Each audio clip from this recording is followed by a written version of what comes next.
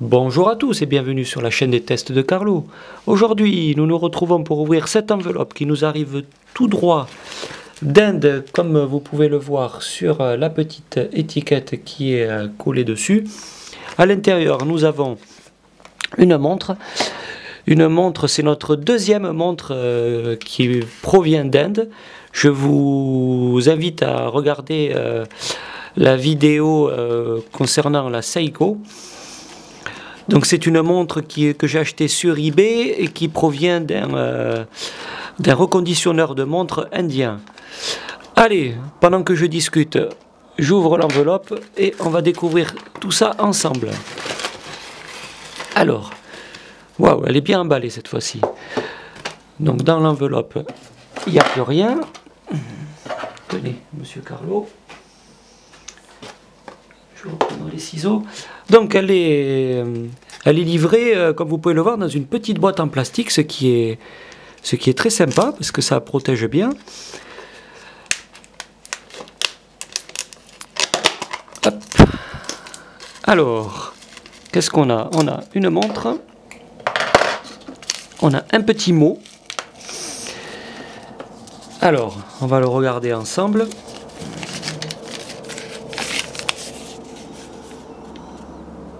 Alors, on va essayer de faire le point dessus, voilà.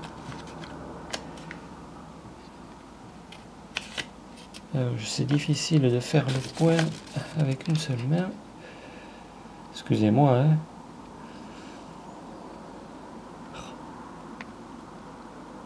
Voilà.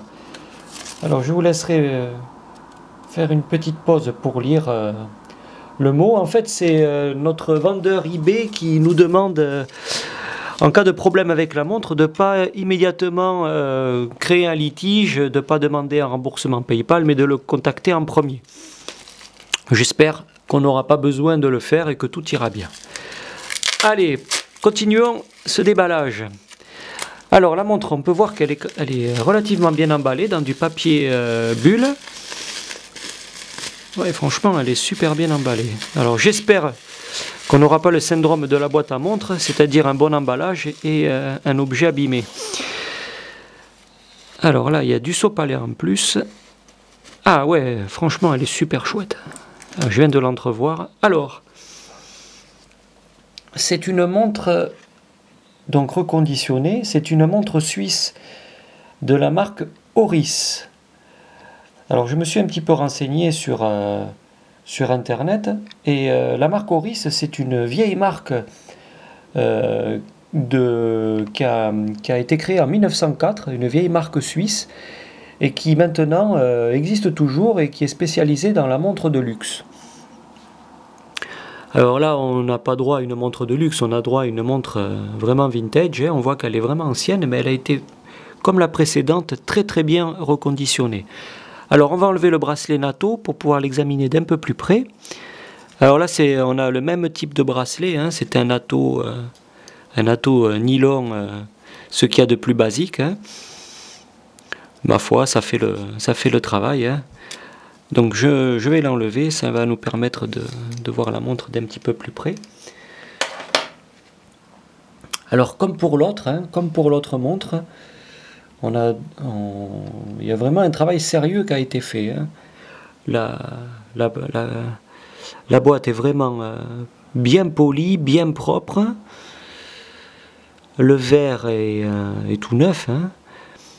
Alors alors c'est une montre manuelle, dans le sens où en fait il faut la remonter pour qu'elle fonctionne. Alors on va déjà la régler si on peut. Alors je la manipule avec précaution parce que ce sont des vieux objets. Alors il est 18h11. Je vois qu'elle s'est mise en route. Alors j'ose pas trop tirer sur la couronne.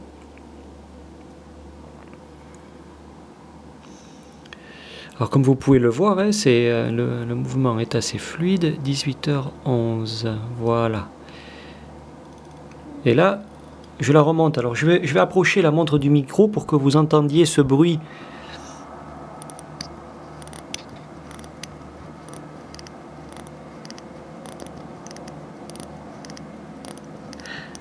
Alors c'est un bruit qui va rappeler pas mal de choses aux anciens, mais qui dit pas grand chose aux jeunes générations. Alors moi je fais partie de... J'ai 47 ans, je fais partie de ceux qui ont déjà possédé des montres à remontage manuel, et ça me rappelle beaucoup de souvenirs. Voilà, donc pour en revenir à notre montre, tiens, ben nous allons en prendre les mensurations, comme d'habitude. Tenez, monsieur Carlo, on récupère tout ça. Alors, au niveau du poids, alors, on a une montre toute légère, 30 grammes. Ensuite, au niveau de la taille, alors, on a une boîte petite, 34,8 mm, très fine aussi, à peine 9,7 mm.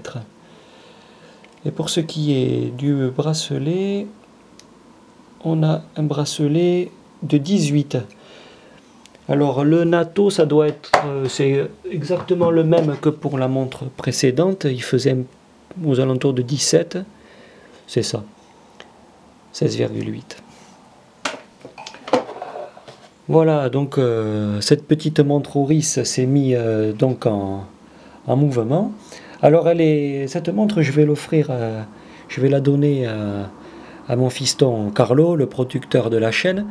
Ça va lui permettre de se perfectionner dans la lecture de l'heure, parce que comme vous pouvez le voir, elle a de multiples repères. Je vais l'approcher un petit peu, en espérant que le point se fasse de façon bien nette. Ouais.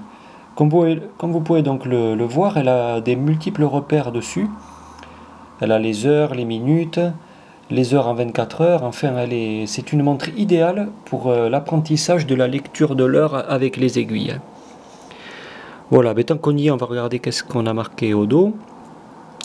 Alors, on a la mention water résistante. Alors, comme à l'accoutumée, moi, je n'y crois pas trop, donc je vais lui déconseiller de se baigner avec. N'est-ce pas, monsieur? Ok. Choc résistante, c'est pareil, hein, on va essayer de lui éviter quelques chocs brutaux. Ensuite, on a la mention Stainless Steel Back et Oris Watches Co. Switzerland, Suisse. Ouais, donc on peut imaginer qu'on a affaire à une montre originale, hein, authentique. Mais je suis bluffé pour la deuxième fois par la qualité de la restauration. Alors, d'un point de vue mécanique, j'espère qu'elle a été aussi bien restaurée. Et ça, il n'y a que l'avenir qui pourra nous le dire. Donc, on va la surveiller, on va voir ce que ça donne. Et bien voilà. Donc là, je suis quand même un petit peu partagé parce que j'ai envie de vous dire que c'est une bonne affaire. J'ai envie de vous dire oui, allez-y, vous pouvez acheter des montres reconditionnées chez ce vendeur, mais j'ai pas assez de recul pour ça. Je sais pas si elles vont fonctionner, si elles vont durer dans le temps ou pas. Donc je préfère ne pas me prononcer pour le moment. Je referai peut-être une petite vidéo d'ici 2-3 mois pour vous donner des nouvelles de ces deux montres et voir comment elles se sont comportées au bout de 3 mois. Ouais, c'est peut-être une bonne idée ça. Et ainsi, si tout va bien, je pense que je pourrais vous conseiller d'aller faire vos emplettes sur ce genre de site. En tout cas, si ça vous intéresse, je vous mettrai comme précédemment le lien dans la description de la vidéo.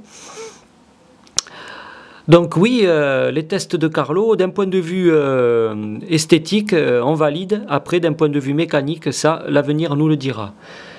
Bien, je vous remercie beaucoup d'avoir regardé cette vidéo. Je vous souhaite une bonne fin de journée et on va se revoir très vite pour un autre test sur notre chaîne.